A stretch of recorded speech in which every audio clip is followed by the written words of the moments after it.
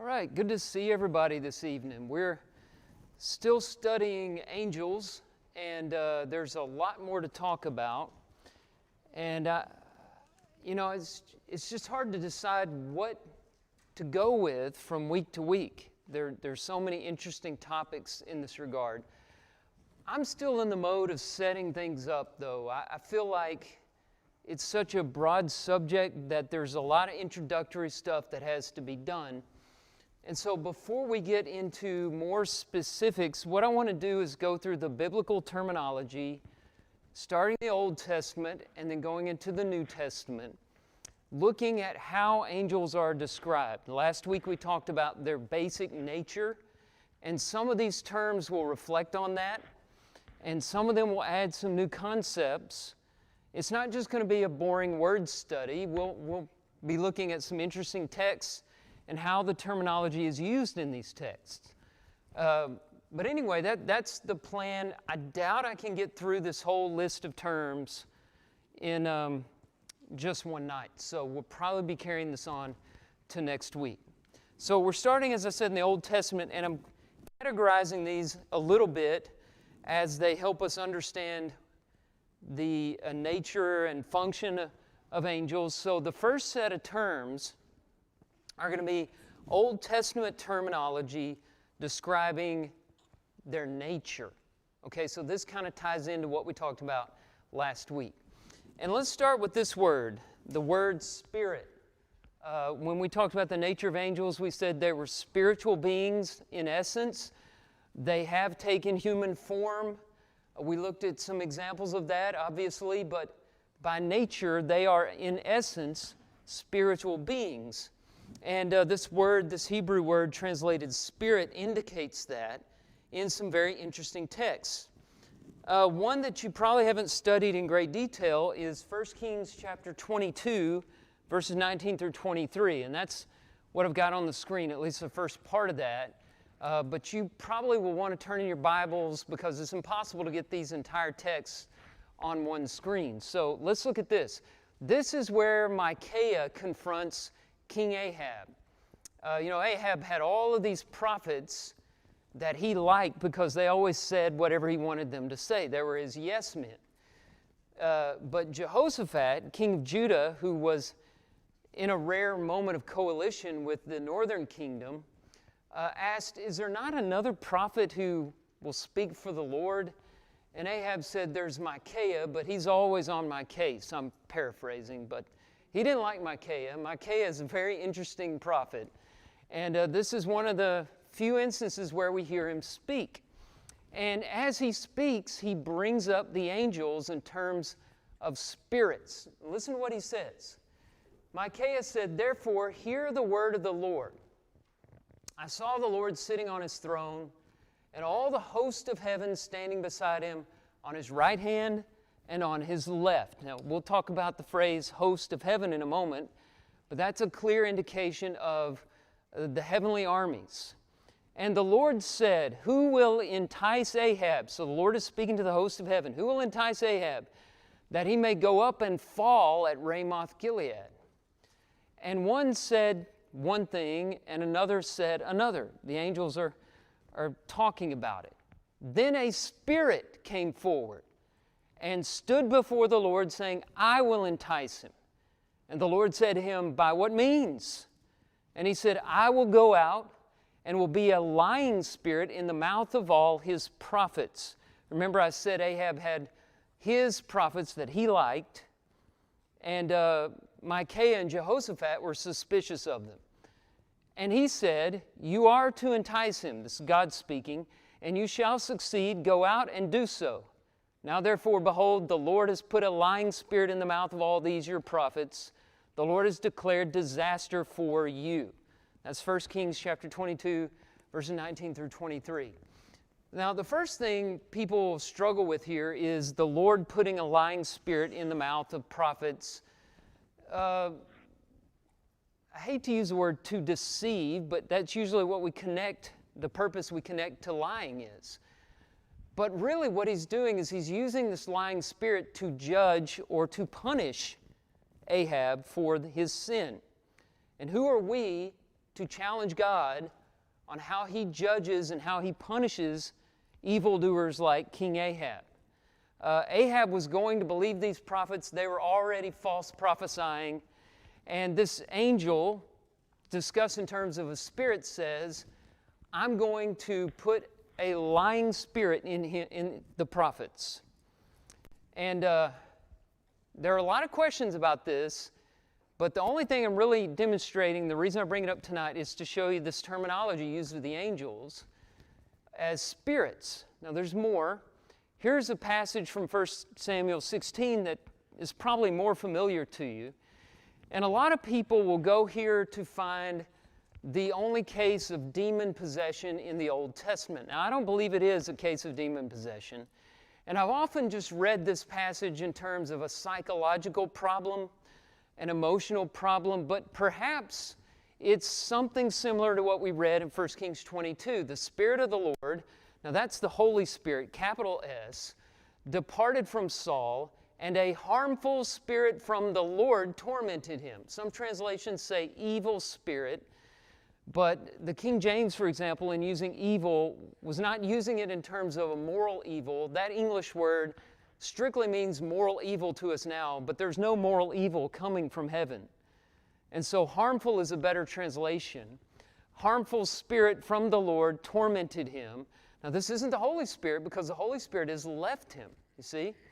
And Saul's servant said to him, behold, now a harmful spirit from God is tormenting you. And we go on to read about how David is brought into the kingdom and he plays his lyre. And when he does, the harmful spirit leaves Saul for a temporary amount of time, but he struggles with this from time to time. So is this similar to 1 Kings 22? I can't say with certainty, but it's an interesting use of the term spirit that I've never heard explained in any better way than to say this is similar to what we read about in Micaiah. Okay, here's one other example from Isaiah. This is when Sennacherib of the Assyrians is attacking the city of Jerusalem, and Hezekiah prays to God for help. Isaiah comes to Hezekiah with this word from the Lord. This is Isaiah 37, 5 through 7. Behold, I will put a spirit in him. This is in Sennacherib, king of Assyria, so that he will hear a rumor and return to his own land, and I will make him fall by the sword in his own land. So again, you see this strange activity where these rulers seem to be receiving messages dispatched from heaven through a spirit. Could that spirit be angels? Well, another passage might be helpful here, and this is Psalm 104. We'll come to Psalm 104 several times. And you may want to turn over there because the first few verses are helpful. Psalm 104, beginning in verse 1, really. This slide has verses 3 and 4 on it. The Hebrew word for spirit can also mean wind or breath. And it's interesting, there's a parallel in Greek in the New Testament. The Greek word for spirit, pneuma, from which we get pneumatic or pneumonia, can mean spirit or wind or breath. So there's a difference in translation here. Just keep in mind these words that I have in yellow on the screen are the same words translated spirit in the other texts. But I'm going to start reading with verse 1 of Psalm 104. Bless the Lord, O my soul. O Lord my God, you are very great. You are clothed with splendor and majesty, covering yourself with light as with a garment, stretching out the heavens like a tent. He lays the beams of his chambers on the waters. He makes the clouds his chariot. He rides on the wings of the wind. It could be spirit. Verse 4, he makes his messengers winds, plural. Messenger is a translation of the word for angel, and winds is in the plural here. He makes his angels winds. Could it be spirits? Possibly. His ministers a flaming fire. Another thing that tells us that this is probably referring to angels as spirits is the book of Hebrews that quotes Psalm 104, verse 4, And in quoting it, it uses the word angel. Hebrews 1:7, he makes his angels, and the ESV translates it winds there, but in context it's saying of the angels he says this, and of Jesus he says this. So this is applied to angels in Psalm 104. And what makes more sense, to call them wind or to call them spirits? And of course we have Hebrews 1:14 that refers to them as ministering spirits. So that's the first term we're going to look at in the Old Testament. Some interesting texts there, a lot of question marks, I understand, but we're just taking it as it comes, one term after another in the context. Okay, let's go to this next one, heavenly ones. And I want to ask you to turn over to Psalm 89, verses 5 through 7. Very important passage we'll keep coming back to because there are many angelic terms in this. But the first one we're looking at is heavenly ones. And it's translated, as you see on the slide there, heavens. But that's why I used the yellow highlight so that you could see that is really, in my opinion, should be translated heavenly ones. And you can see in context why. Let the heavens, or heavenly ones, praise your wonders, O Lord, your faithfulness in the assembly of the holy ones. Now, seeing the parallelism there, heavens is parallel to holy ones. So let the heavenly ones praise your wonders, O Lord, your faithfulness in the assembly of the holy ones. Who in the skies can be compared to the Lord? Who among the heavenly beings is like the Lord, a God greatly to be feared in the council of the holy ones and awesome above all who are around him. So there you see heavenly ones, and this plural form of heavens is found over 400 times in the Old Testament. Most of the time it refers to heavens in terms of our atmosphere where the clouds are, or heaven above where God dwells. But in a few cases, in the plural, it's used of angels. And there are other examples. I don't think I have any more slides on it. Yeah, I do. Job 15:15. This is Eliphaz speaking. I'm always careful when I'm reading Job to see who's speaking. I give a lot more weight to Job and the Lord, of course, than to Eliphaz, Bildad, and Zophar, and Elihu. But they were wise men, and they were speaking from what was common knowledge in those days. And so Eliphaz says, behold, God puts no trust in his holy ones, and the heavens, or heavenly ones, are not pure in his sight. Now, I know that may cause you to scratch your head a little bit because you think of the angels as being pure, but we talked a little bit, and we'll talk more about how it's possible for angels to make bad choices and to sin. And so this could be a reference to that idea. We'll come back to that. Here's another term in the Old Testament, stars. This is the only case where I'm familiar with in the Old Testament where stars is used of angels. But because of the language associating them with the heavens, stars is a natural metaphor for angels. So here's Job 38, verses 5 through 7. Who determined its measurements? Talking about the universe, creation, the cosmos. Surely you know. Remember, this is God speaking to Job out of the whirlwind. Or who stretched the line upon it? On what were its bases sunk? Or who laid its cornerstone when the morning stars sang together and all the sons of God shouted for joy? You have a little parallelism there. Sons of God connected to morning stars. We'll get to sons of God in a moment. But stars here seems to be a reference to angels. It's the only one in the Old Testament that I'm aware of. It may be what James is talking about in James 1:17 when he calls God the Father of lights. It could be the idea there of the metaphor of stars for angels. Here's holy ones. So back to Psalm 89. Look at it now in terms of the holy ones. We'll just read verse 5 since we've already read this whole thing. Let the heavens, remember that could be heavenly ones, praise your wonders, O Lord, your faithfulness in the assembly of the holy ones. Holy means consecrated, separated, pure, without sin. And of course, only holy, consecrated, sanctified people can be in the presence of God, and the angels dwell in God's presence. So naturally, they would be called holy ones.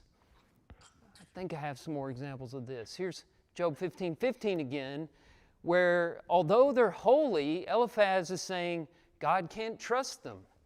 God puts no trust in His holy ones, and the heavens are not pure in His sight. Here is Deuteronomy 33. This is Moses speaking in verses 2 and 3. The Lord came from Sinai and dawned from Seir upon us. He shone forth from Mount Paran. He came from the 10,000s of holy ones. So there's the first reference of it. I didn't highlight it, but 10,000s. You know, we're talking about how many there were. And Hebrews 12 says it's an innumerable host.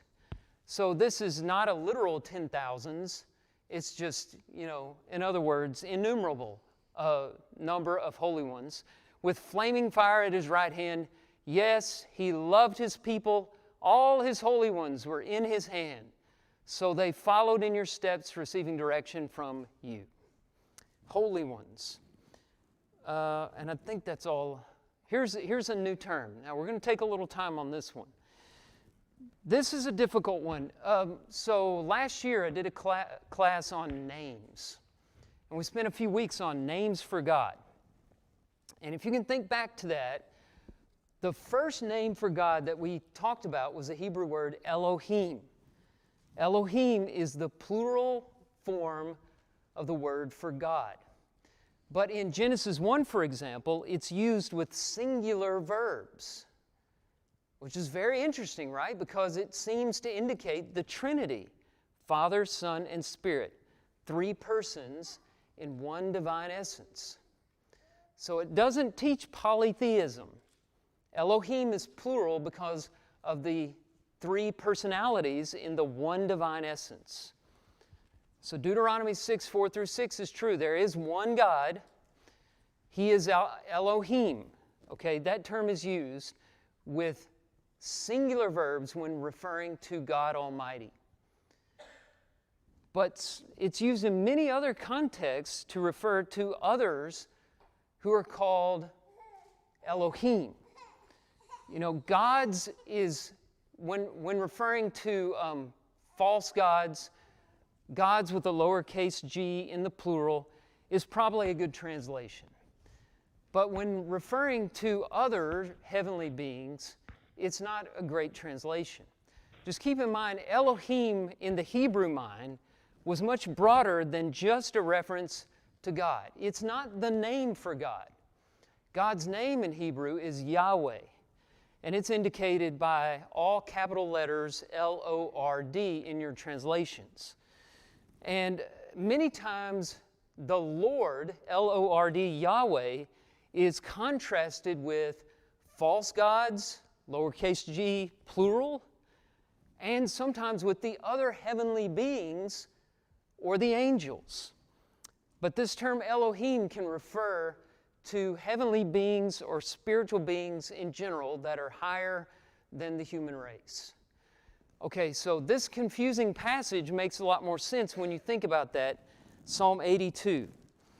I put a reference to John 10 up there, and I don't think I'll turn over and read it, but this just tells you how tough this passage is. When the Jews were giving Jesus a tough time, about claiming to be the Son of God, he said, well, in your own Bible it says, you are gods. So explain that. He says the Word of God cannot be broken, and they couldn't answer him that question, and they left him alone. So he kept Psalm 82 in his back pocket as one of those tough passages. It's kind of like the time where they said, whose authority do you do this? And he said, well, tell me about John. By whose authority does John preach? And then they didn't want to answer him because they knew whatever answer they gave would be controversial. Well, the same thing with Psalm 82. There were a lot of discussions about Psalm 82, and it was a controversial passage that Jesus knew and the others had problems with. That's what's going on in John 10. But let's look at it and realize that the word translated gods is Elohim with a plural verb, not with a singular verb as it is used when it's referring to God. God, now this is Elohim singular, God has taken his place in the divine council. In the midst of the gods, Elohim with the plural, he holds judgment. Let's just read the whole thing. It's a short psalm. Verse 2, how long, and this is God speaking here to the gods, how long will you judge unjustly and show partiality to the wicked? Give justice to the weak and the fatherless. Maintain the right of the afflicted and the destitute. Rescue the weak and the needy. Deliver them from the hand of the wicked. They have neither knowledge nor understanding. They walk about in darkness. All the foundations of the earth are shaken. I said, this is God still speaking, you are gods, sons of the Most High, all of you. Nevertheless, like men you shall die and fall like any prince. And then the psalmist ends saying, arise, O God, judge the earth, for you shall inherit all the nations. So the psalmist gives us a peek into heaven, and we overhear a conversation between God and Elohim. Who is he talking to? They're not righteous like he. They're not good in every way. They're not infallible because they're doing some things wrong. If you go back, he's saying they're judging unjustly, verse 2. They're showing partiality to the wicked, whoever these Elohim are. No knowledge or understanding. They're walking about in darkness. And he's threatening them with death, some kind of death. So who are these Elohim? It's not the true and living God. He is greater than they are. Could it be the angels? Well, I believe it is. And an easier passage in Psalm 8 is one we always read in terms of angels. And it's another one quoted in Hebrews chapter 2, verse 6, and translated angels there. And this is the ESV that translates the word Elohim as heavenly beings. Yet you have made him, talking about humankind, human beings, you have made man a little lower than the heavenly beings and crowned him with glory and honor. Now you've heard that before, right? That's a very well-known passage. And you've always taken heavenly beings or angels as the angelic beings. You've never thought of it as gods. But that's the literal translation of that passage, Elohim. Just keep in mind, to the Hebrew mind, gods could mean the one God. They could refer to false gods. It could refer to heavenly beings. And that will help you understand these difficult passages like Psalm 82. Okay, let's go back to Psalm 82 and get some of these terms. Now we're getting into a new cluster of passages here. We just looked at passages describing the nature of angels. We saw they're spiritual in nature. That means no physical body, but spiritual. They're heavenly. They could be described as stars, which might have something to do with their glory. Holy ones and divine beings are heavenly beings. Now we're going to get into a cluster of passages that have something to do with their status. And this gets into this divine counsel language.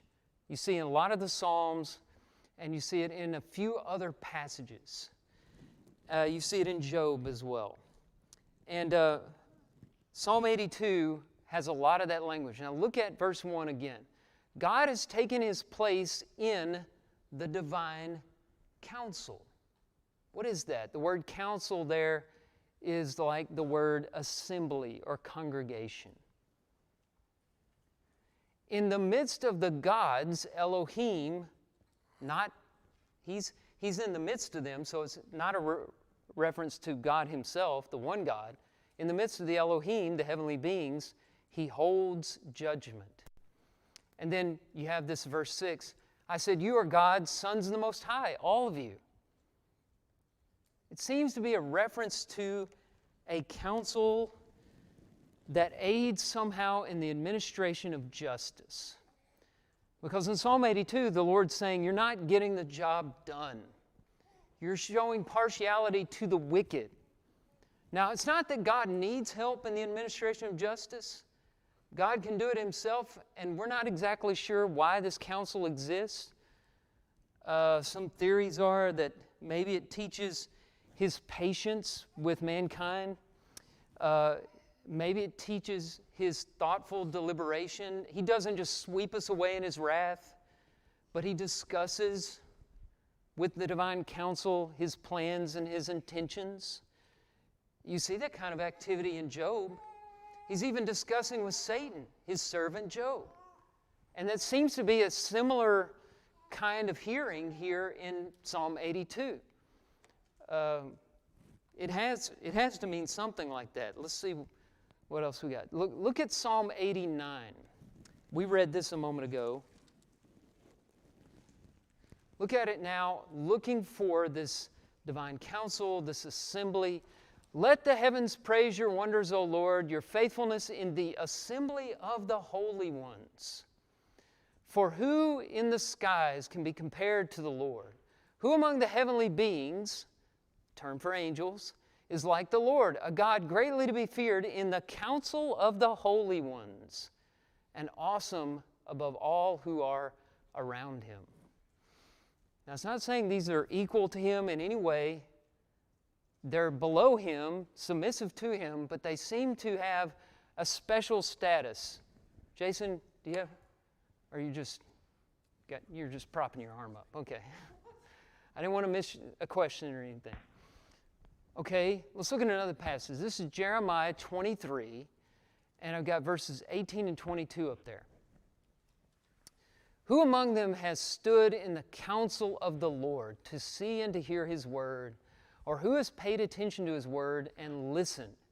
And then Jeremiah says again in verse 22, but if they had stood in my counsel, then they would have proclaimed my words to my people, and they would have turned them from their evil way and from the evil of their deeds.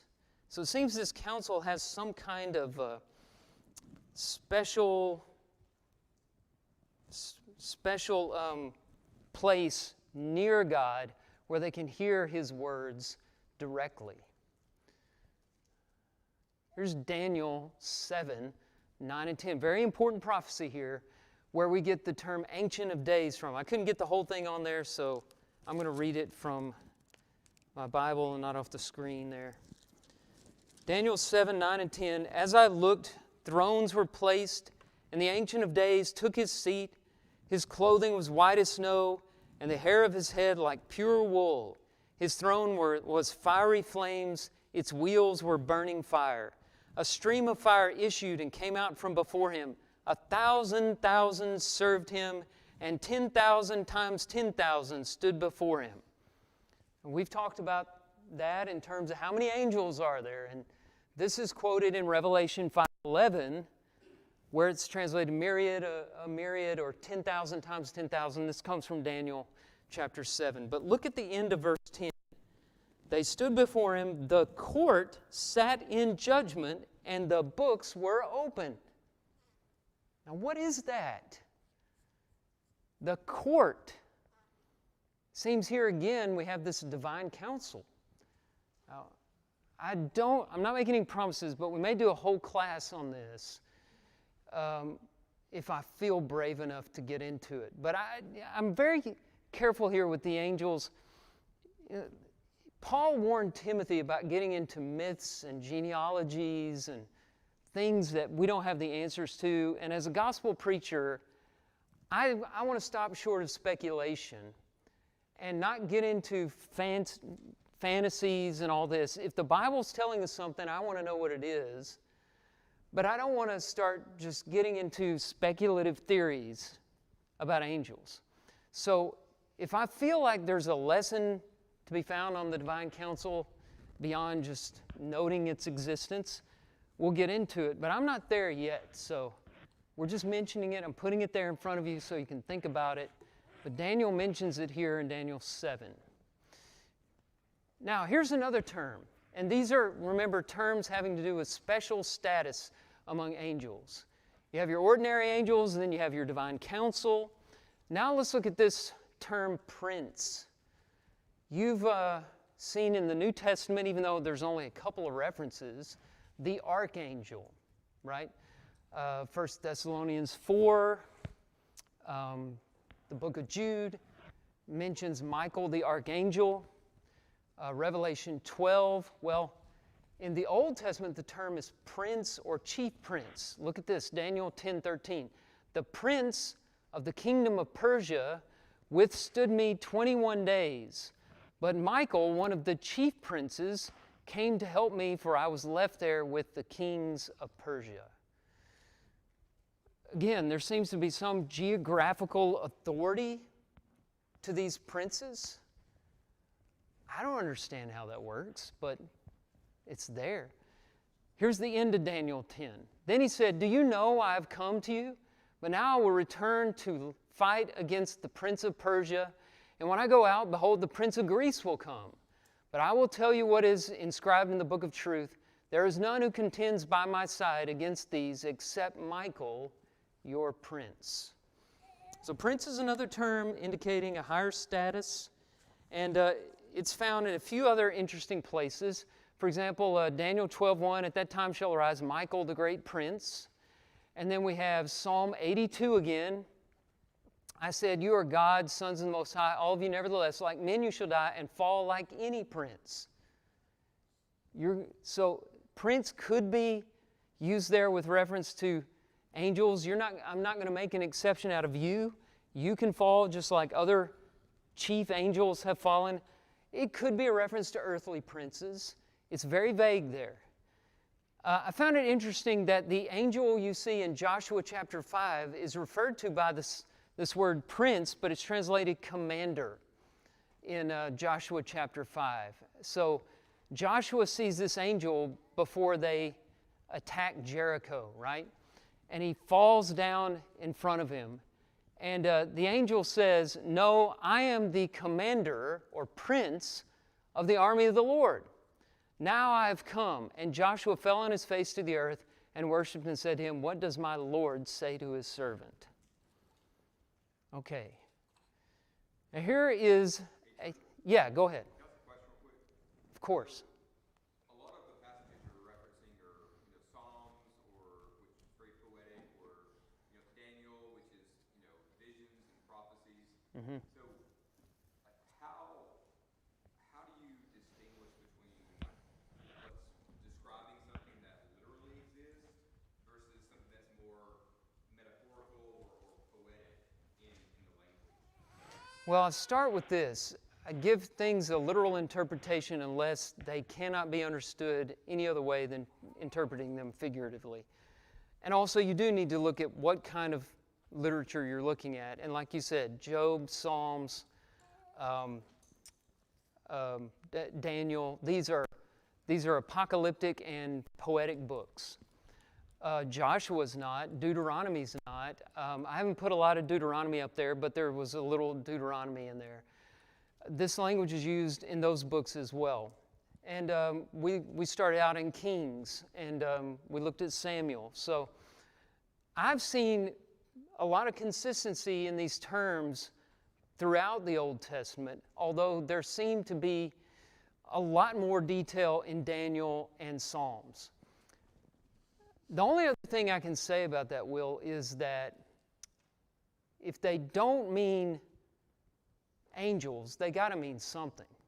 So if we're interpreting them too literally, we have to step back and ask, what did God mean in Psalm 82 when he said, "You are gods"? What did he mean when he said, "You are gods and you can fall just like any prince"? It's still, even if it's poetry, it's still acceptable to ask, who is God speaking to? Who is speaking? We know it's God. Who is he talking to? with regard to the divine council held in heaven. Okay, if it's figurative, then what does it figure? What does it symbolize? And, you know, as I puzzle over that, I can't come up with anything other than what we're already saying. So I'm not saying I totally understand all the odds and ends of it, but it appears to show a council with some higher rank than your average angelic being.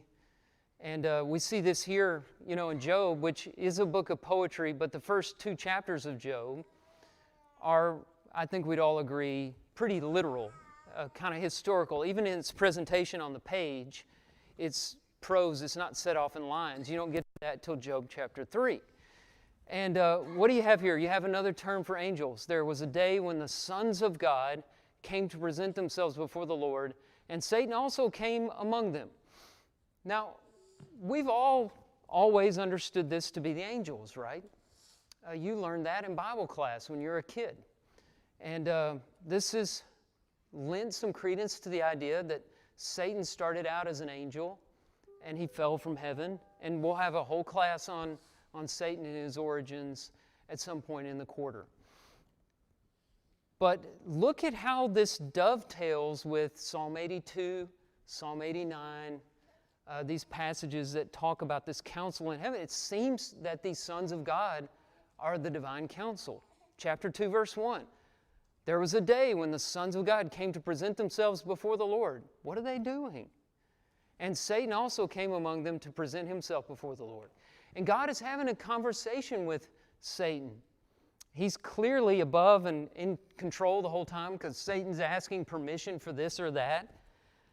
But he seems to be showing his patience with the angels and with mankind and his trust in Job and showing that human beings will follow God even just for the sake of love and not for anything else.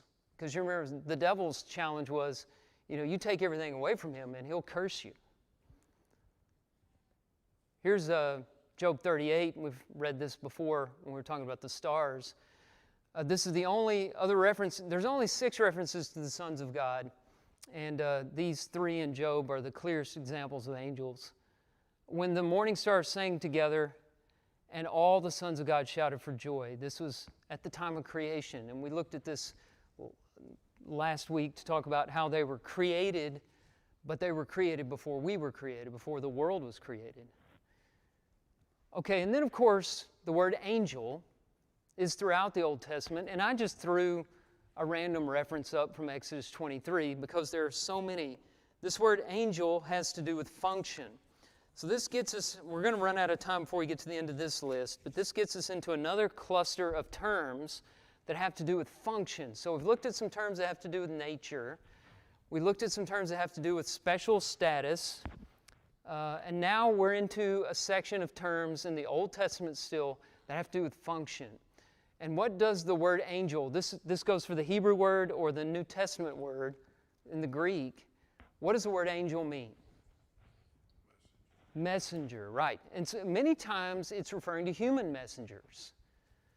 But when it refers to a heavenly being, the Bible uses the English word angel, which is formed from the Greek word angelos, which is the word for messenger or angel. So that's the most common term that you find in the Bible. Here's another one, ministers. This has to do with function. What is the function of a minister? What's a synonym for minister? Servant. I heard somebody say. So a messenger is a servant, and their function is to serve. So that's what Psalm 103, 20, 21 is about. Bless the Lord, O you, his angels, you mighty ones who do his word, obeying the voice of the word. Bless the Lord, all his hosts, his ministers who do his will. Who could deny that the ministers there are angels? The only other place where angels are called ministers in the Old Testament is Psalm 104, verse 4. He makes his messengers winds, his ministers a flaming fire. We've talked about that several times.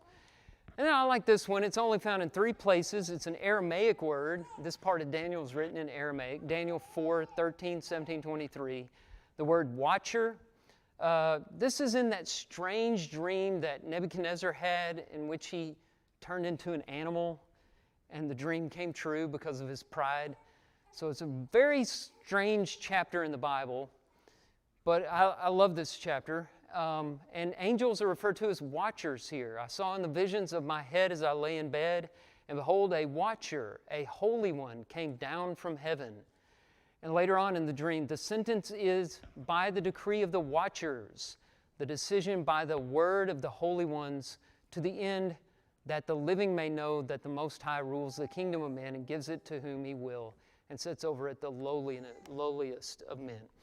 It might be derived from a term meaning protect, and the idea behind watcher, linguistically anyway, is the idea of a wakeful guardian, someone who is always alert, standing guard, protecting, and ensuring safety. So we'll stop right there. That's about halfway through my list. We'll finish up the Old Testament words next week. We'll get into the New Testament words, and that'll give us a good base, I think, to put the rest of the lessons on top of. Appreciate it.